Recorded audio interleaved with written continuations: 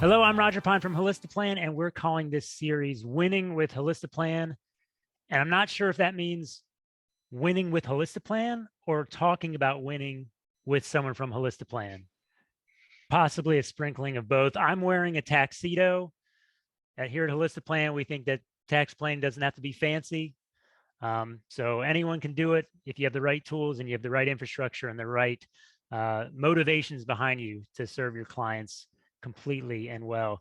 I'm joined today by Peggy Kessinger and Tim Kober. They're with Cedar Financial Advisors in Portland, Oregon. Welcome. Great to talk with y'all. Hi, Roger. Good to see you. Yeah, good to see you. Good to see both of you. And we have a few questions, but really, since we're talking about winning with tax planning, I would just be interested in hearing your take on why we even do tax planning. Not every financial advisor does it. Why do you think it's an important part of your firm? Why advisors should be doing tax planning? So our primary clientele is retirees and pre-retirees.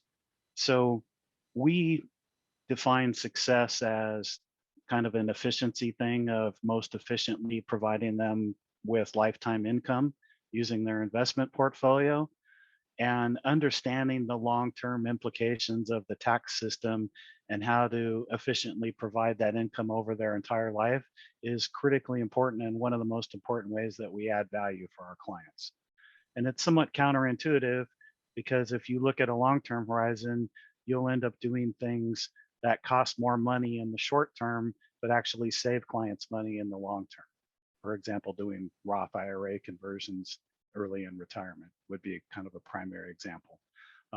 We also take into consideration some things that span multiple generations, that if clients have an intention to pass their wealth to their children, what's the most tax efficient way to do that?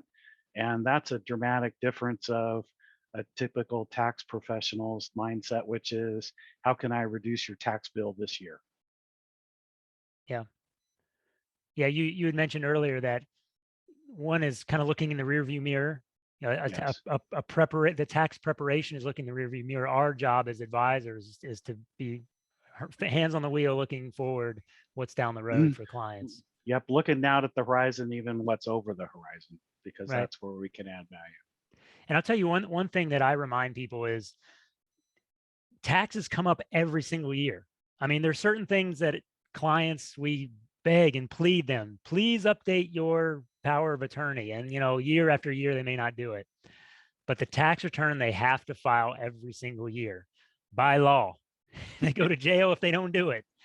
And so there's another motivating factor to produce this really rich document for us that can be a starting off point for all this really wonderful planning we can do. Mm-hmm. So one of the things that we've been talking about as Holistiplan in the month of January, and we're recording this at the beginning of January, is how tax planning is really a year-round sport. I just use the example of reviewing a tax return, which is a very distinct point in time. But I would love to hear about how you look at tax planning throughout the year and not just in those moments of the client asks you, here's my return. They usually don't even ask. You ask them, can I look at your return? And maybe some end of year stuff that we traditionally think of as tax planning. What is your tax planning process as you look at, maybe break it out by quarters, how you approach the year with clients? Mm-hmm. Well, so one of the things is that we come up with the strategy of really trying to pull things in. So many times people do a lot of things either right with the client when they're meeting with the client or reviewing the return, or towards the end of the year. And then we pull a lot of things into January. So one of the things that we do is we do all of our RMDs in the Q1. And there's a couple of different logics for that. One is that by doing the RMDs early, and then if something happens and the client passes away, then you don't have a problem with the beneficiaries filling out a tax return where it says, have you taken the RMD? And they don't even know what it is. And they can check yes, and it actually be true. So, you know, one of the things is to do the RMDs early in the year. We also do often QCDs out of the RMDs, but also other QCDs for people that might not even be taking RMDs. And we also even try to do, we actually work a lot with our clients on their charitable strategy, gifting strategy. We try to get them to have an annual gifting strategy, and then we try to do that annual gifting strategy using stock or QCDs out of their IRAs in Q1, and start to get them, because it doesn't really matter when they deliver, since most people are doing standard deductions anyway. Yeah, and that's a great example of, if you have that QCD discussion with someone in July or June, they may have already been pursuing some other way of doing charity early in the year, and you're kind of one foot in two different strategies. And January is a great time to do that. The RMD thing reminded me that we kind of had a morbid thing at my old firm where we would look at which clients should we really do the RMDs early in the year, because they may not be there towards the end of the year. And any advisors being caught on the wrong side of that, it is a logistical mess to deal with a client who is deceased, who has not completed their RMD that year. That's a great example. So we flip the script, and the conventional wisdom is do it at the end of the year and get the potential appreciation deferred over the course of the year.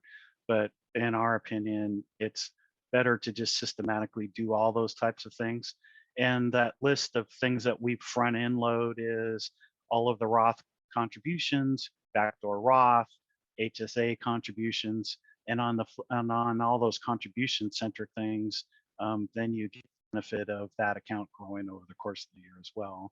It gives us all much more runway, and year end is so busy with people thinking about all their other things, so it just gets you out of the year end thrash. And last year was especially bad because the custodian timelines were all backed up as well. So if that becomes an ongoing thing, then it becomes really worthwhile to front end load these types of activities. And one example of long-term planning is now that clients age 70 can make distributions, at charitable distributions from their IRA, which is earlier than their RMD age. Understanding that complexity, and a client might have a DAF and they might be clumping contributions into their DAF. And well, if they have a 3-year distribution period out of their DAF, you have to have a 5-year horizon to say, okay, I'm going to do DAF up until, and my DAF is going to be empty when my client turns age 70. So that's kind of a classic example of a planning horizon that spans multiple years to transition from a DAF to a QCD strategy when the client's able to drain their IRA. Great. Yeah. And Peggy, I think I might have cut you off on Q1. Do you also help clients prepare for the tax preparation process, either collating documents or reminding them of what they did last year? What do you do for clients at that part of the year? Yeah, we download all the 1099s from the custodian into our shared folder and share it with their tax preparer. And then we also with some of our clients, our A clients, we actually attend the tax planning session. So there's certain clients that it really helps for us to be, kind of, we talk about us being the quarterback. Of course, we don't really say that to the other people, but us being there helps us introduce tax planning into the tax preparation process. Sure. And make sure that us and our clients' tax professional are giving consistent and not conflicting advice. And then highlight some of the somewhat counterintuitive things that we might be recommending to our client. Our overall high-level strategy is to try and nurture a collaborative relationship with our client's tax professional and make their job easy.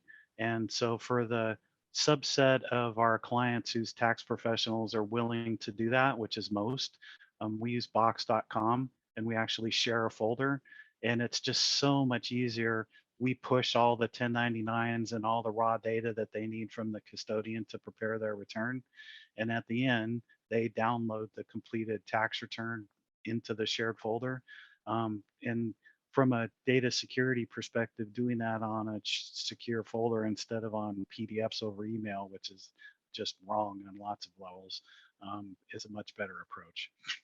Yeah, great. Okay, that's I have not heard of that before, but sitting collaboratively with the CPA, avoiding that situation where it could potentially become confrontational when the client is playing telephone between these two entities. I like that a lot. I've not heard of that before. That's an interesting idea. So it we're helps moving. us get our tax returns faster in Q2. Yeah, maybe so. Yeah, get these people out of my office.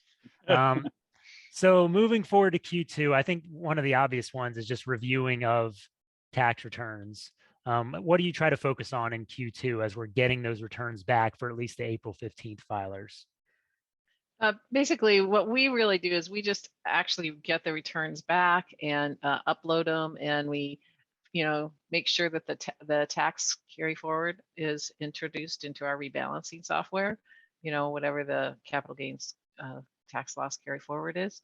But more of what we do is we basically do an administrative deal of getting them uploaded, and then when they have their annual review, we do a downtown deal with the clients.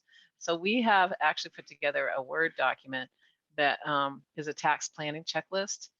Tim, I don't know if you've got that up for us to share, but anyway, we go through this tax planning checklist and essentially use it in conjunction with the Holistiplan tax report.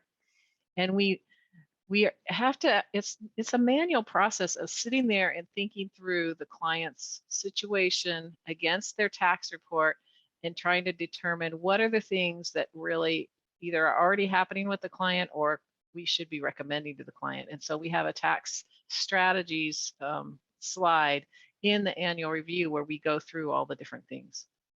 So you use a product like Holistiplan to help with the first level of detail, but then you also have a checklist to make sure you're just covering all the bases, and that when you have that conversation, you've covered everything. You use both in concert with each other. Is that what I'm hearing?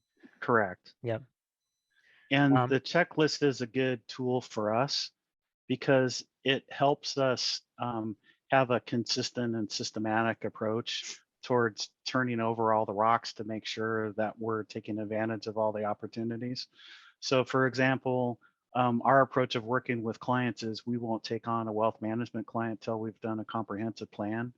And in the course of doing a comprehensive plan, we might find out that they have employer stock in their 401k, or they made non-deductible contributions to an IRA 15 years ago, and they've been dragging that basis around all the time.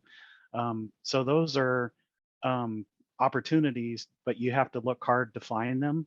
But the value that you can provide by taking advantage of the NUA strategy or pushing their IRA back into their 401k and separating the coffee from the cream and getting that Roth back out, which you can only do through an active employer plan, is a worthwhile thing. But you have to know to ask the right questions to even find out that those things are in fact true. And leave breadcrumbs from your past self to your future self to remember Yes. that there's this thing that's ongoing, that we're pursuing this multi-year strategy potentially. Yeah. Yes, by making a milestone in your CRM that says, before we let this client quit, we're going to push their IRA back in. There you go. Okay.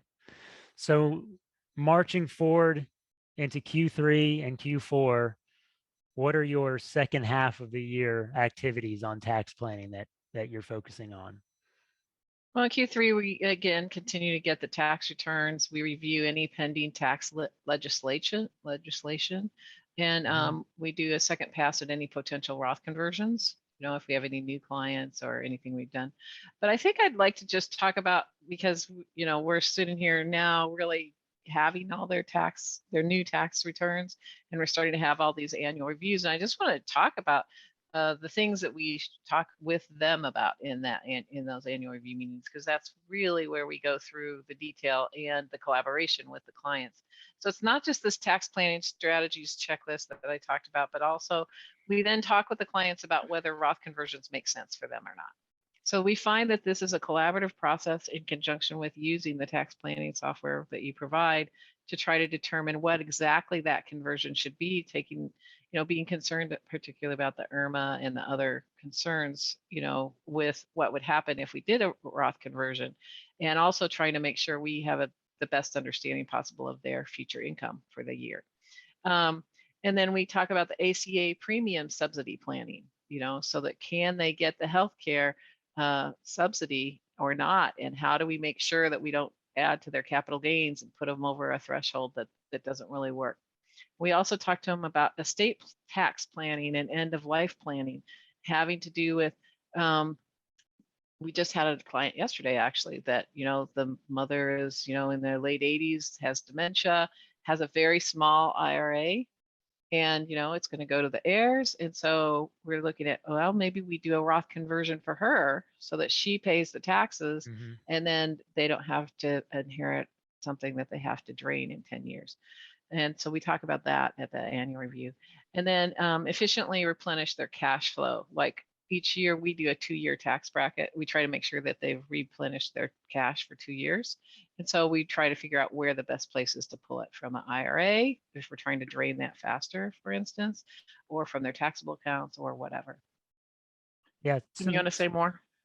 Yeah, There's and some I cool think nuggets in there, by the way. Sorry to interrupt him, but like you talked about estate, but tax decisions impact estate planning. If you have a child who is in the highest possible bracket and your client is in the lowest possible bracket, does it make sense to do a Roth conversion? And then similarly on cash flow planning, it touches tax planning. Taxes are one of our biggest, probably our biggest expense of the year. We kind of just think of it as background radiation of the universe, and it's not really an expense, but it really is an expense. And managing it and thinking about it as part of an overall spending plan or expense plan, it's amazing how much tax touches, when it comes down to it. Well, Sorry, we Sam. think of it in many ways. We train our clients about, they all look at rate of return and is it worth your services for the rate of return and da da da da da. And we're like, we don't have anything really to do with the rate of return. We basically have a strategic asset allocation, and the market's going to do what the market's going to do. So it's really about the edges. And tax planning is the place where you can, quote, increase your rate of return if you decrease your expenses. Yep. Yeah. It's something that we have a lot more direct control over. Peggy mentioned the Irma thresholds, and that's the acronym for the Medicare cost sharing fee increases. And that's an example of a real focused opportunity, because unlike marginal tax rates, those are thresholds amounts. And if your modified adjusted income goes $1 over that threshold amount, guess what? A married client who's both retired, could potentially each have another $1,200 of Medicare Part B premium payment that could have been easily avoided just by being more focused on managing their taxable income, which for most people in retirement, they have a lot more control over than when they were working. So doing that distribution planning with an eye towards understanding those thresholds and having a good tool that you can accurately predict what their modified adjusted gross income is going to be is pretty important. And it avoids an awkward situation with a client. It's like, why did I get this nasty bill with my Medicare report saying I have to pay much higher Part Bs? And then why did that happen? Right. And if it makes sense within the strategy to do it, as it sometimes is, you can at least be ready for that conversation proactively rather than reactively. Yeah. Or what we do is we collaboratively say, here's your spending plan and your goals, and we're going to intentionally cross over this threshold and know that you're going to have bad news 2 years from now, but we want you to be aware of that and it to be by intent, not by accident. Yep. Yeah. Love that. By intent, not by accident is pretty much the creed of the financial planner, I hope. Yes. In general. Okay. Well, we've reached Q4. If Right. we're willing to go back to our calendar approach to looking at it. So Q4, we verify the RMD for clients that we've onboarded, was taken, because when you're pulling accounts over from other places, you have to make sure that RMD was actually taken. We also just do one last pass about inherited IRAs. Make sure those RMDs for new accounts, or even for clients, existing clients who inherited an IRA during the year, to make sure that we've got that handled. And then we do tax loss harvesting as appropriate. Yeah. And so, yeah, actually, a lot of folks do cram a lot more into Q4 than y'all do. Like that sounds like a more manageable way to run Q4, because I think a lot of people, when you factor in loss harvesting, plus doing all your RMDs at the end of the year, plus looking at all your Roth conversions at the end of the year, that's a lot to shove all together. Now, for some clients, if you don't really know if the income is lumpy, you may not have all the information you need until the end of the year. Of course, those are the ones, but Right. So then we manage those by exception. right. Right. But yeah, your lives in December are probably a lot better than a lot of your colleagues, I would say. And you're right, and that's the benefit of front end loading those activities. And we think of Q4 as basically scrub the data, validate, make sure we didn't miss anything, right? Because missing an RMD is another unforced error and having to explain why they have that 50% penalty. It's like, let's not go there. And then, as Peggy mentioned, making sure that all the clients that we onboarded over the course of the year we've checked all the boxes for them as well. Because a lot of our clients like to do their reviews in the fourth quarter. So it frees up our time bandwidth, which is the only resource we have to focus on doing reviews, not back office tax planning. Well, it's a lot. Y'all do a lot of tax planning. And I know there's some reactive things in there too that might be specific to clients, like 1031 exchanges or I'm selling this asset, let's say analyze that, or I have these stock options or whatever. But y'all do a lot. And so how do you do it efficiently? Because that could be kind of scary for an advisor looking to really dive in on financial planning to try to bite off that much in a given year. What technology tools do you use to either do the actual work and analysis, and then also what do you use to just organize the project management aspect of it? Mm-hmm. So in order to efficiently do tax planning, you have to break it down and define well-defined processes and workflows in your CRM for most of these major activities. So we've done that work. So for example, a backdoor Roth IRA conversion is a kind of complicated process. So we've broken down all the steps and have that as a canned workflow in our CRM. So, and we have every client that's eligible to do a backdoor Roth tagged in our CRM. So come January, it's like, okay, here's a subset of clients that are tagged. And then we just add that workflow to the queue. And then we start turning the crank on executing all of those backdoor Roth conversions starting in January. And Well, that's and just notice it's not got a time. I mean, we're not in a time crunch. Like if we don't finish until April, it's not that bad. We are able to like smooth the workflow, but we have it all in there starting in January. one of the things that really has made it easy for us too is our portfolio management system has a RMD calculator and dumps in every client's RMD into a spreadsheet for us. So we know what the RMD amount is. And for clients that we have to aggregate across multiple accounts, we do all that math up front. And we've got that for our entire practice as a structured process across our client base. And really, any advisor, even if they're doing RMDs at the end of the year, they should be doing that in Q1 anyway, right? I mean, there's no reason to wait and do that part of the process at the end of the year. Correct. Yeah, But you to have your all the earlier information you need. But to your earlier point, for clients that are QCD eligible and have that intent, it's much more effective to front end the process and say, do you want to just take that distribution? A lot of our clients don't need their RMD for cash flow purposes. So by having the QCD discussion up front, lets us not make an RMD that the client didn't need the money and makes that IRA money go more towards charitable distributions instead. Mm-hmm. Okay, and you use Box for uploading, for sharing of documents with tax preparers and with clients. And clients, yes. And then estate planning attorneys. Sure. And then so Holistiplan itself, I heard uploading of documents. So you're using the tax report in that Q2 timeframe when we're reviewing returns. I imagine as part of the Roth conversion piece, you're running numbers in there. How do you work Holistiplan into those distinct projects you do throughout the year? So I'll just give an example of the tax planning that we were doing with a client this week. So they have some big ticket spending that they would like to do, and they've spent down their tax account and all of their wealth is in their IRA. And so the tax planning regime is smoothing that consumption and spreading out that spending over multiple years.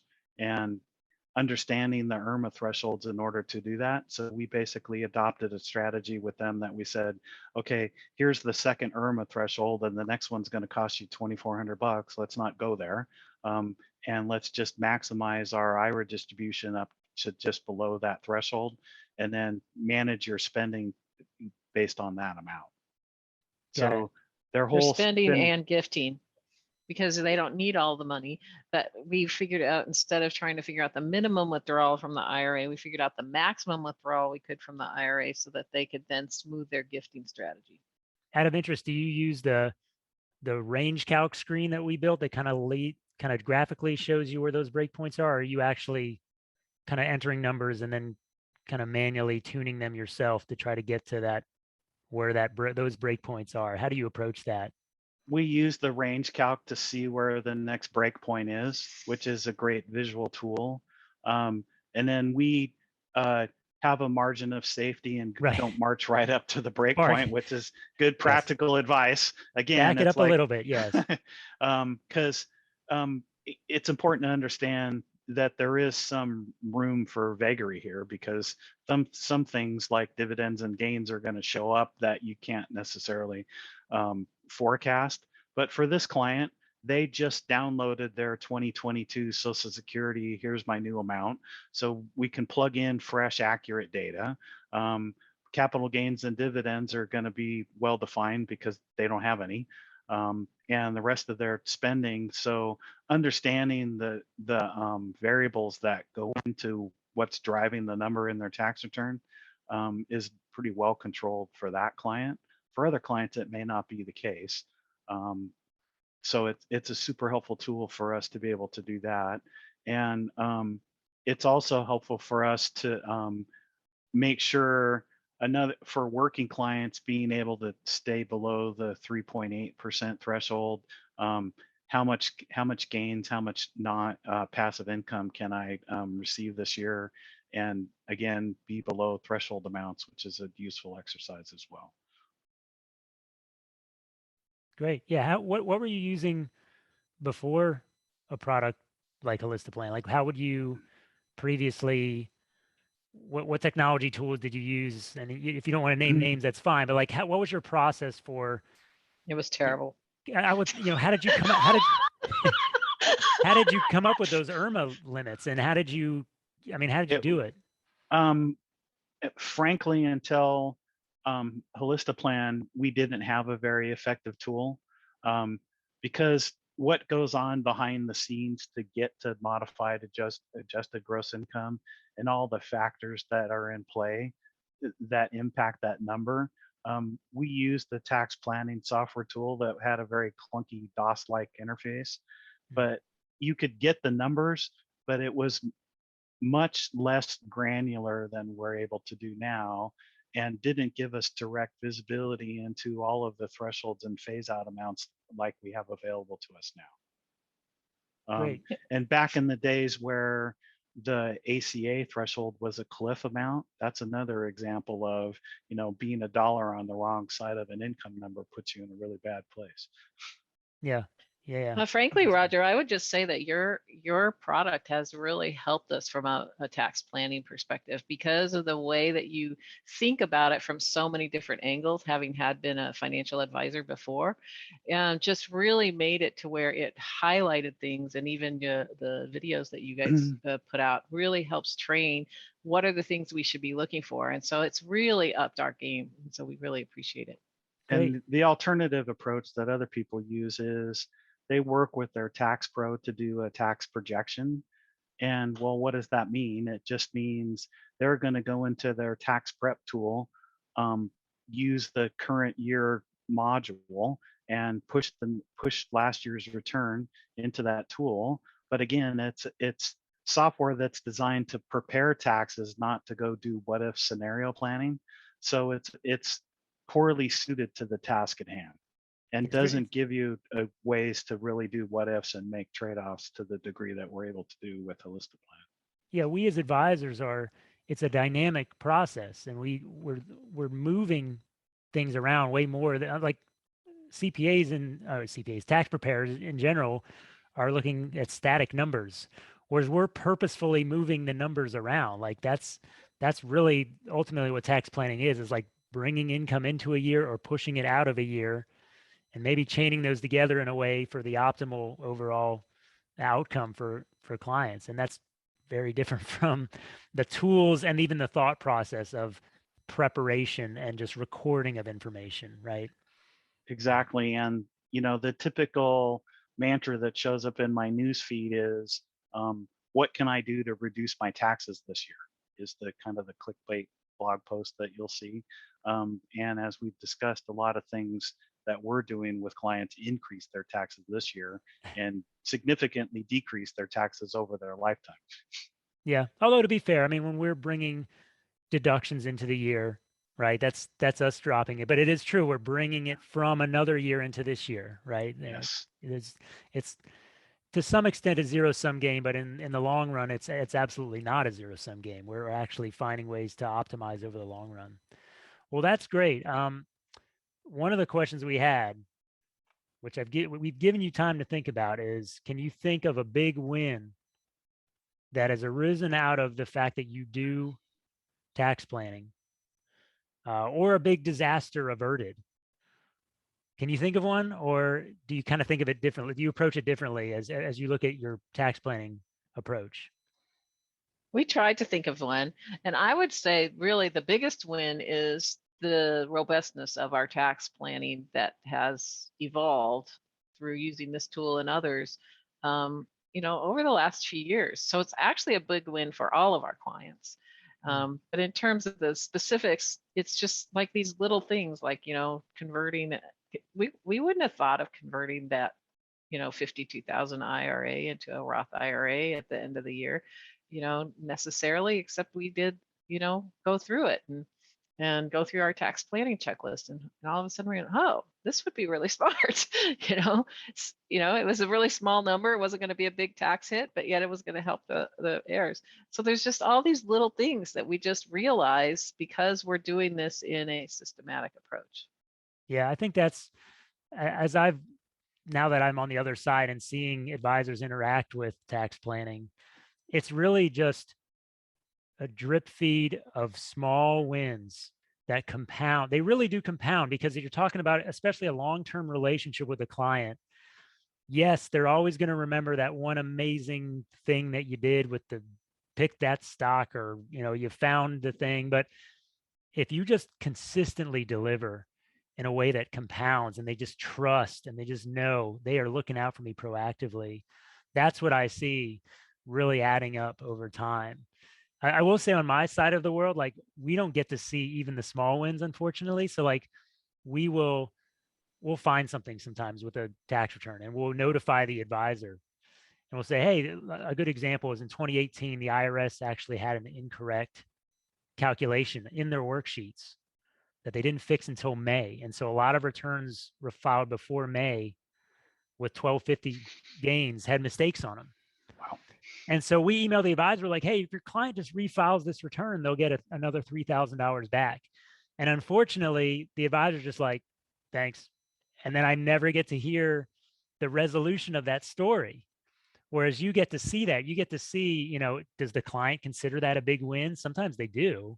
It's just, they love not having to overpay, but it never comes back to us. So I'm going to have to live vicariously through you. And that's why we ask those questions, is we love to hear those stories, because they don't always make their way back to us, which is unfortunate. I love to see how the story ends, where they actually get that money back. And what did that mean for that client advisor relationship?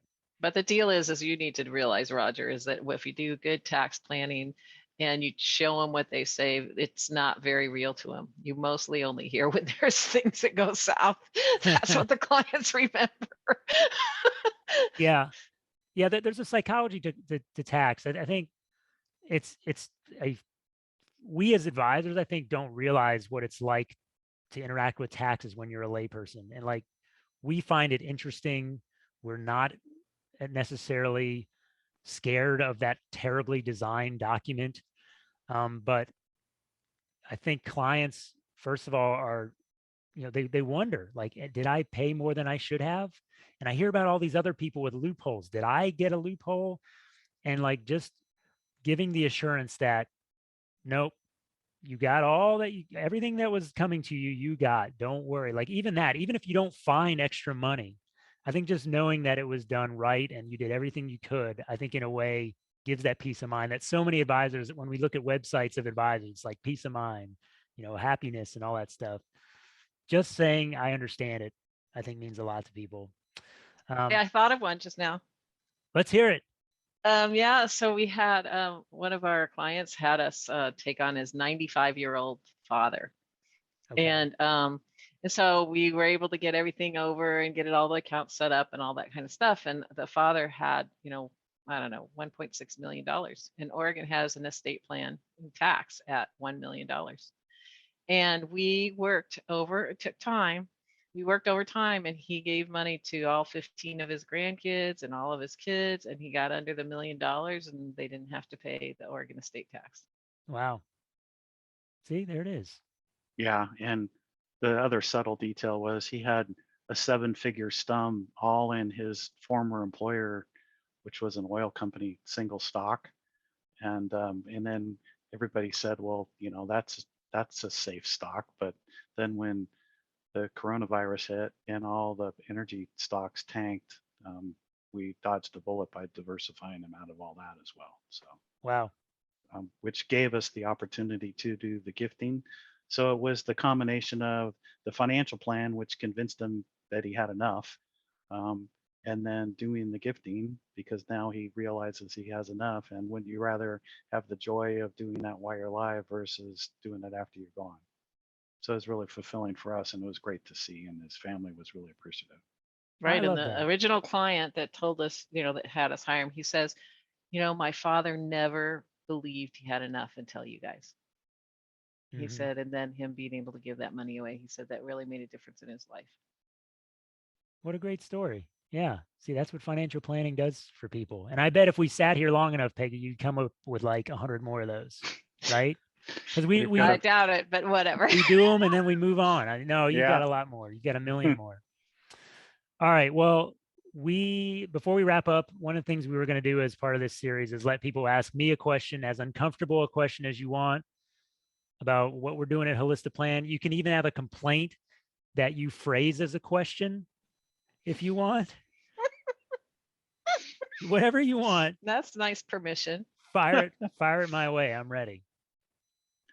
Well, we had a couple questions. Peggy and I have both known you personally since you've made this transition. And do you have any regrets about changing careers and not being able to serve clients anymore? And what do you miss the most?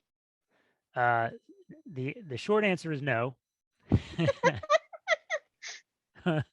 The longer answer is, first of all, I think I still serve clients. I mean, I don't get to meet them. Like I just said, I don't know their stories. I don't have the relationships with them, but I have a much different lever now than I had. When I left financial planning towards the beginning of 2018, I had a goal at that time, as I really wanted to just, could I make an impact on 1,000 people's lives? And that wasn't like, can I get 1,000 clients for some business? It was like, between now, I was like 40 years old at the time. Between now and before I die, can I make an impact on 1,000 people's lives total? That was going to be my whole life story. Could I just do that? And so to be in a place now where we have thousands of advisors on the platform, each of whom have their own set of clients. So I feel very fulfilled by that, to be able to indirectly serve clients and help advisors do what they do best. So, I miss knowing how the story ends, but knowing that there's so many of those stories out there and that we're helping that happen is very rewarding to me. What do I miss? I think, well, I mean, you mentioned that we know each other. I miss being part of the advisor community in the way that I was. I don't know what it'll be like now that I show up for conferences as a vendor now, dressed like this. I mean, I don't know what that's going to change. And we've all been away from that community anyway, is because of the pandemic. So I'll mourn the loss of that if I can't re-enter the community and be seen as another advisor, which I probably won't be. I understand that, that I'll be seen as a vendor, and even the way we interact with some of the associations that we used to Mhm. interact with when I was an advisor. Sure. It's a different conversation now, Sure. one that involves passing more money in one direction than the other. There you but go. but I don't know. We'll just see. It'll be different. But I mean, I love what I do. I'm really enjoying it, and I'm And grateful. I had one more bonus question for you, Roger. Let's hear it. What's the favorite show tune in a role that you've performed in, and would you sing a little bit of it for us? The answer is no. I'm trying to think. You know, I don't know if y'all know, you probably saw the news about when Stephen Sondheim died late last year. And I had the privilege to do a couple of Stephen Sondheim shows. And as a performer, those are like nothing else. They're very challenging musically. They're just he does a lot with harmonies and with rhythms, and it's just really, really. But when you get in an organization, when you get in a group of people who are that locked in on producing something and doing something hard, but that they know will be a masterpiece on the other end of it, is really, really special. And so I encourage anyone who saw that Stephen Sondheim died recently to take the time to look up. They have recordings online. Sweeney Todd is a masterpiece. Um, he wrote the lyrics for West Side Story, which is out in theaters now. Do something like that. You know, the live theater is hurting because of the pandemic. It just doesn't work in a Hmm. pandemic, and so we need to value that art form and support it. And so, yeah, find a Sondheim show, find a local community theater show, and watch it. Support it. Thanks for sharing that. Nice Um, deflection, by the way. yeah, yeah. You know, a lot of our firm, we've hired a lot of my theater friends in our firm. And so, like, our karaoke night was fire when we got together last summer. You would not believe. Um, all right, so I have one last question. So the kind of the theme for this series is talking about winning and you know, making big wins, but then also a series of more normal sized wins over the course of a lifetime. And one of the things I wanted to ask you is each of you, what is the most epic thing that you've ever done, personally or professionally? And Peggy, you can go first if you want. Well, it's interesting because there's different layers of winning. And so professionally, I had a really big win, when I worked in high tech, and we won a divisional award that I was the leader of. And it required cross cultural, just all different people. And it was just a really big high. But there's another kind of win that has to do with, really making a difference in the world and is really hard. And we adopted 3 kids, and they were my meth addict cousin's kids, and we already had 2 kids. Hmm. And it was the hardest thing I've ever done in my life, and actually took me out. Like, it was a lot of trauma for me. And they're really cool kids, and they're grown up now. They're adults, and their life, even though there's probably issues they have with me, or I know there's issues they have with me, that their life is better for it, and generationally we may have stopped some things. Wow. Yeah, that's amazing. Yeah, it's not just like when we were thinking about that question, I think originally we were like, what mountain did you climb, or what challenging thing did you get through? But it's also what's a challenging thing you did that has meaning as well. You know, that's what something epic is. Hmm. So yeah, thank you. How about you, Tim? What's the most epic thing you've done? I think it's more of a series of things. Peggy and I, in our lifestyle practice, we've made a point to carve out time to be unplugged from serving clients, which is really refreshing and important. And we, as a family, we really made a focus on international travel. And when our daughter was even in elementary and middle school, we'd take her out of school and take 8 weeks off and go travel. We did really nice trips to Southeast Asia, went to Peru and did Machu Picchu and Amazon River cruise, Galapagos Islands. And I look back now, how much I treasure all those memories, especially now since international travel has been so much more difficult because of the pandemic. And I just really savor and appreciate that opportunity, and becoming a global citizen made a huge difference for us as a family. Wow. Yeah. Thank you. Y'all are two of the good ones. That's what I think. So, Thanks. well, I'll tell you what, that's all I had that was prepared. So I appreciate y'all being the first to do this series with us where we talk with advisors about how they're delivering consistent, great service to their clients and changing lives every day by just doing what we're meant to do as advisors. And so I'm really grateful as part of Holistiplan to help enable advisors to do that. So thank you both for joining me today. Yeah, Thank this you, was Roger. great.